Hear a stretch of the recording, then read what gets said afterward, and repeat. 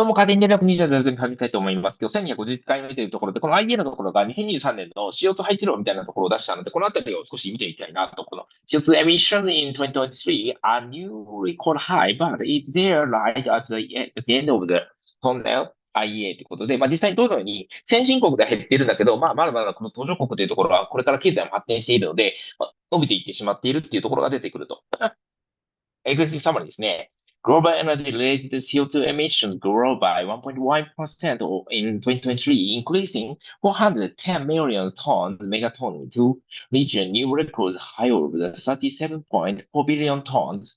This compared with an increase of 490 megaton in 2022, 1.3%. Emissions from coal accounted for more than 65% of the increase in 2023.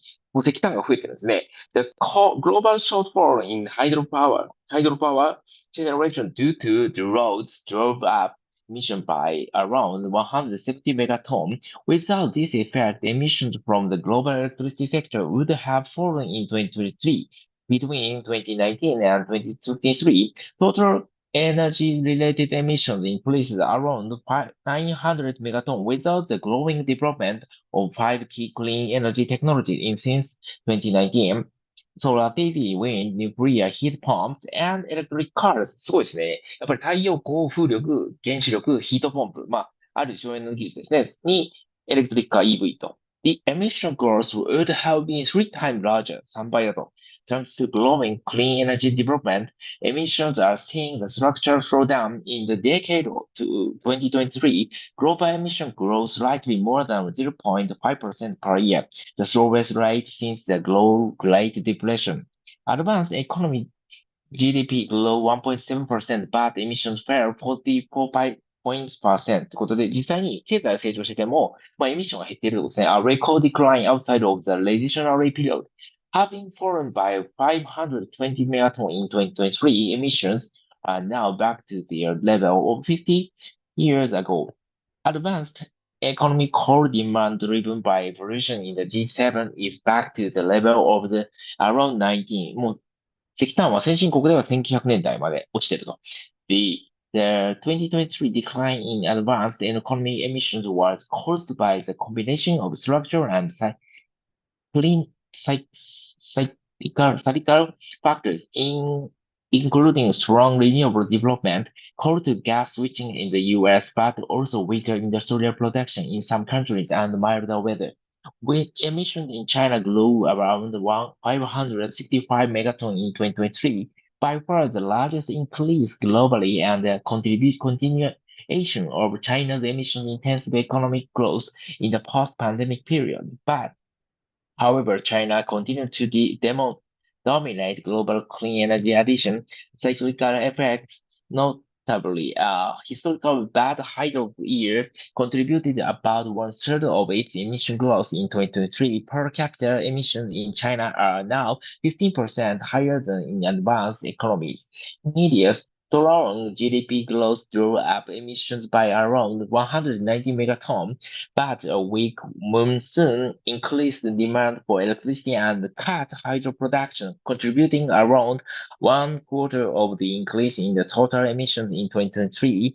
Per capita emissions in India remains far below the world average. Emissions growth in 2023, but clean energy is limiting the growth.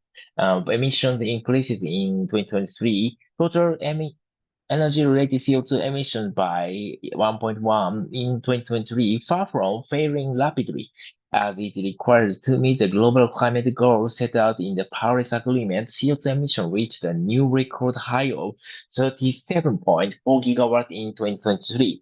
This estimated is based on the IEA detailed cutting-edge region-by-region and fuel analysis of the latest offshore national energy data, supplemented by data on economic and weather conditions. Understanding the various drivers behind this emissions growth provides insights into the progress and prospects for the energy transition. This report provides a timely analysis of both the latest emission trends and underlying energy sector drivers. In 2023, it represents a companion piece to our first ever clean energy market monitor, list in parallel.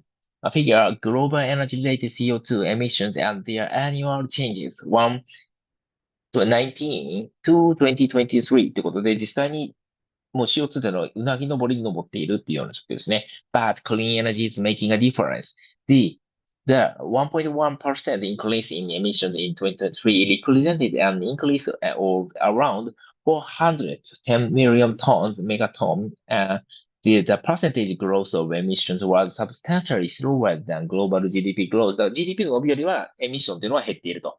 Which was around 3% in 2023. Last year, therefore continued the recent trend of CO2 growing more slowly than global economic activity. Over the 10 years ending with 2023, global CO2 emissions have grown by slightly more than 0.5% per year. This is not just due to the COVID-19 pandemic. Also, emissions fell precipitously in 2020. By the following year, they have already rebounded to the pre-pandemic level. It was also not caused by slow global GDP growth, which averaged over 3% per year across the course of the previous decade, in line with the annual average over the last 50 years.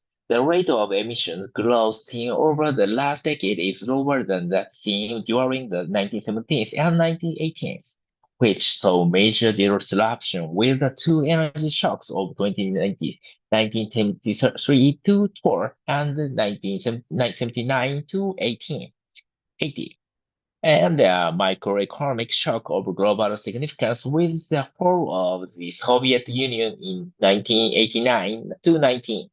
When the last 10 years are put in the broader historical context, a comparatively slow rate of CO2 emissions growth only occurred in the extremely disruptive decade of World War I, and the Great Depression. Global CO2 emissions are therefore undergoing a structural slowdown, even as global prosperity grows. Annual average rate of global CO2 emissions and GDP growth and decades. 2023. Clean energy is at the heart of this slowdown in emission. Global capacity. Addition of wind and solar reached a record almost 540 gigawatts in 2023, up to 75% on the level of 2022. Global sales of electric cars climbed to around 14 million, an increase of 35% on the level of 2022. Clean energy is having a significant impact on the trajectory of global CO2 emissions. On the back of COVID-19 stimulus packages, there has been a significant acceleration in clean energy deployment since 2019. Between 2019 and 2023, total energy-related emissions increased around 900 megaton, with the growing deployment of 5 key clean energy technologies since 2019: solar PV, wind power, nuclear power, heat pumps, and electric cars. The emission growth would have been 3 times larger. Changes in CO2 emissions from energy combustion and avoid emissions from deployment of major clean technology 2019-2023 ということで実際にどんどん2019年から、排数って増えているんですけど、減った部分って何か、これ increase with the clean tech deployment。本来普通のエネルギーが増えたら、ガンと増えるものが実際減っている。エネルギー活動量が増えていても、エネルギーの CO2 排出が減っていく release from clean tech deployment ということで、まさに原子力がちょろっとあって、ウィンドっていうのはやっぱりソーラーっていうのは結構今でかいというような状況です。Emission in advanced economics fell their level of 15 years ago. Advanced economies saw a record decline in their emissions after falling by around 4.5% in 2023. Emissions in advanced economics were lower than they were 50 years ago, 1973. Also, emissions in this group of countries have pumped a similar role in 2020, 1974 to 75, and 1982 to 83. There are 2 important differences. Firstly, in contrast with the previous temporary declines in 1974 to 75 and 1982 to 83, advanced economy emissions have been in the structural decline in 2007. Secondly, advanced economy GDP expanded by around 1.7% in 2023. compared to stagnation or outright recession in those other periods. The decline in 2023 there represents the largest percentage drop in advanced economy emissions outside of the regional recessionary period, with core demand back to around its 119 level. Nearly two-thirds of the decline in emission from advanced economies in 2023 occurred in the electricity sector. For the first time in history, electricity generation from renewables and nuclear reached 50% of total generation in advanced economies, with renewables alone accounting for the unprecedented 34% share. Conversely, coal share plumbed to the historic low of 17%. This transformation in the electricity sector has pushed advanced economy core demand back to a level that had not been seen outside briefly in the Great Depression since around 90. Since its peak in 2010, core demand is emerging market and developing economies was the biggest driver in global emissions. だから先進国ともうこれからは新興国全然違うんですね。Coal has contributed by far the most to the increase of the global CO2 emissions in the post-pandemic era.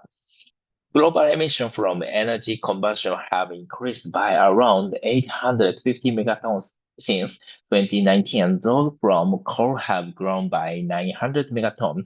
Gas emissions have increased moderately, and oil emissions are still slightly below their 2019 level. Coal accounted for around 70% of the increase in global emissions from energy combustion in 2023, plus 2070 megaton. China and India saw substantial increases in emissions from coal combustion, only partially offset by decline in advanced economies.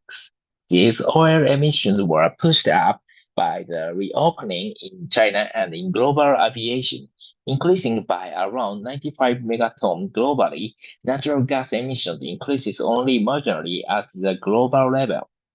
A change in CO2 emissions from combustion by fuel and region 2022 coal。実際にコールとオイル、ナチュラルガスっていうところで、どんどん変わってきているという状況ですと。